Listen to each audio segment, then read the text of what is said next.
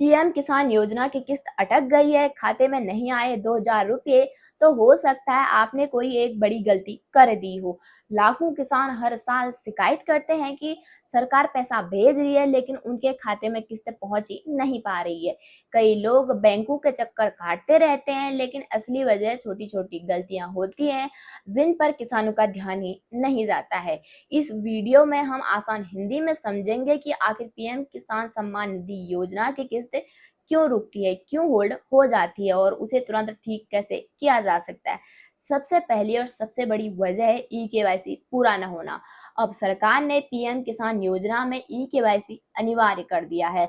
मतलब अगर आपने ई-केवाईसी नहीं कराया है तो सिस्टम अपने आप आपकी किस्त रोक देगा। कई किसान सिर्फ फॉर्म भरकर भूल जाते हैं और सोचते हैं कि पैसा अपने आप ही उनके अकाउंट में आता रहेगा, लेकिन ऐसा बिल्कुल भी नहीं है। सावधान हो जाइए। ओटीपी के जरिए मोबाइल से या सीएससी सेंटर जाकर ई-केवाईसी कराना बहुत ही जरूरी है। सरकार लगातार ऐसे किसानों की किस्त होल्ड कर रही है जिनकी केवाईसी अधूरी है।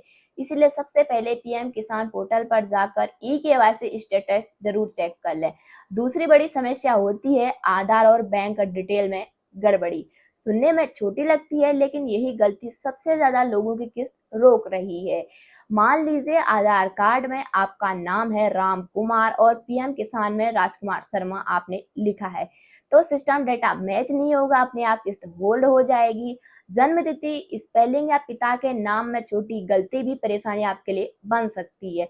इसके अलावा बैंक अकाउंट आधार से लिंक होना जरूरी है। कई बार आईएफएससी कोड गलत होता है या अकाउंट नंबर में एक अंक की गलती हो जाती है जिससे पैसा वापस चले जाता है।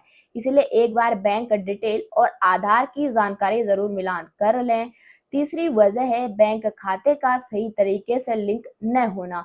कई किसानों का खाता डीबीटी यानी डायरेक्ट बेनिफिट ट्रांसफर के लिए एक्टिव नहीं होता है। सरकार पैसा भेजती तो है लेकिन बैंक इसे स्वीकार नहीं करता। कुछ लोगों का पुराना अकाउंट बंद हो चुका होता है लेकिन योजना में वही नंबर अपडेट रहता है।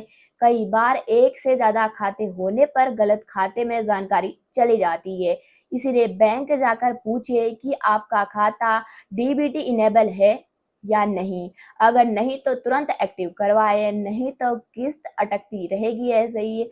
आपको पता भी नहीं चलेगा कि किस्त रुक रही है या आ रही है। अब बात करते हैं चौथी बड़ी वजह की, जो सबसे ज्यादा चौंकाने वाली है। कई लोग योजना के लिए अपात्र होते हुए भी आवेदन कर देते हैं। सरकार अब डेटा बहुत तेजी से चेक कर रही है। अगर कोई इनकम टैक्स भरता है, सरकारी नौकरी में है या संस्था का जमीन धारक है तो उसे पीएम किसान योजना का लाभ नहीं मिलेगा। ऐसे किसानों में कट ऐसे मामलों में सरकार सिर्फ किस्त रोकती ही नहीं है बल्कि पैसा मिला वापस मांग लेती है और कार्रवाई भी कर सकती है। इसलिए गलत जानकारी देकर रजिस्ट्रेशन कराने से बचें। पांचवी और बेहद जरूरी वजह है जमीन रिकॉर्ड में गड़बड़ी। पीएम किसान योजना जमीन आधारित योजना है, इसलिए जमीन का रिकॉर्ड सही होना बहुत ही जरूरी होता है। अगर खसरा नंबर गलत है, जमीन किसी और के नाम है या रिकॉर्ड अपडेट नहीं है तो आपका रजिस्ट्रेशन, जो आपका पैसा आएगा वो होल्ड हो सकता है। कई राज्यों में वेरिफिकेशन के दौरान डुप्लीकेट एंट्री या रिकॉर्ड मिसमैच मिलने पर किस्त रोक दी गई है।